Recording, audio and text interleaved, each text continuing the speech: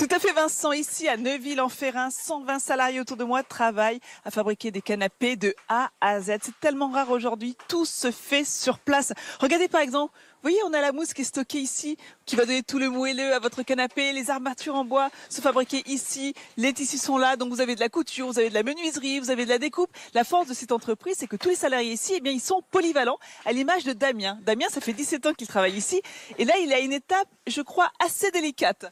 Oui, tout à fait. Oui, je viens de terminer une manchette avec les différents éléments, la mousse. Et je vais assembler cette manchette sur le canapé qui est présent ici, le Chamonix en fait. Vous utilisez une agrafeuse, donc vous êtes à l'étape de l'agrafage. Oui, c'est une étape très importante, c'est ce qui maintient les éléments et le tissu sur la caisse en bois en fait. Oui, parce que la tension du tissu, ça va être important pour votre confort devant la télévision notamment.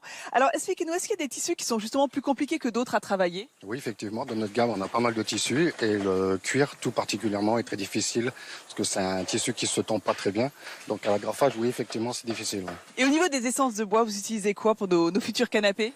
Si vous voulez, il y a plusieurs essences de bois, comme là sur cette manchette là, ici vous avez de l'aggloméré en fait. C'est un bois colle. Et sur la caisse ici où il y a la structure.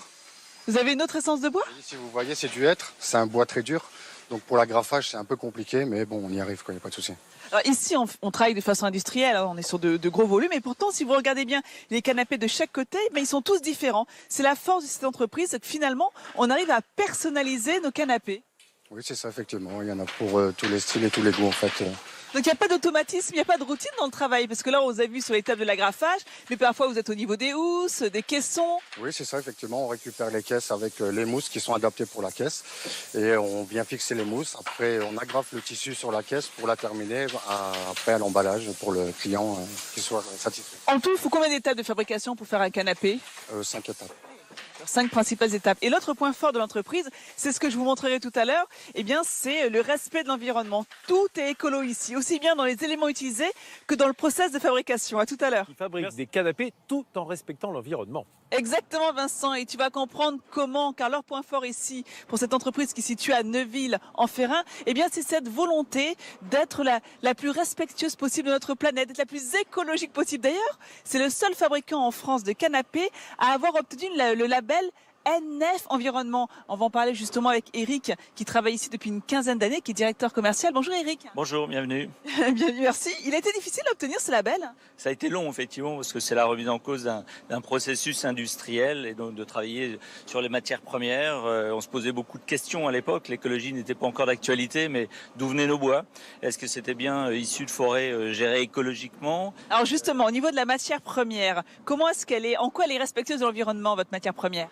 Quand vous rentriez dans l'usine il y a une vingtaine d'années, on avait beaucoup de solvants, donc des cols entre autres. Ça sentait très très fort et ça c'était quand même très perturbant. Alors que là ça sent très bon, d'ailleurs je vais sentir la colle pour vérifier. Je vous confirme, il n'y a pas d'odeur. Voilà, on est maintenant sur des cols à base d'eau, des cols aqueuses, sans aucune odeur. Donc c'est plus compliqué à fabriquer, mais c'est beaucoup plus respectueux de l'environnement. Il y a aussi le process de fabrication. Par exemple, là, je vois, il y a une montagne de mousse. Qu'est-ce que vous faites là de tous ces déchets? On va récupérer tous ces déchets pour ne pas les jeter. On va les passer dans cette broyeuse pour fabriquer, par exemple, nos coussins de dos. Si vous prenez notre menuiserie, on va centraliser la récupération de tous les déchets pour se chauffer l'hiver et pour l'été, pouvoir les redonner et refabriquer des planches d'agglo. Donc on peut dire qu'ici on fait des canapés entièrement fabriqués en France et en plus 100% écologiques. Le plus possible, exactement. Donc vous l'avez compris, en plus, ils se fabriquent en moyenne entre 100 et 150 canapés par jour. Ils sont en vente entre 100 et 150 car il n'y a pas de stock ici. C'est une entreprise qui tourne à plein régime et ça fait plaisir.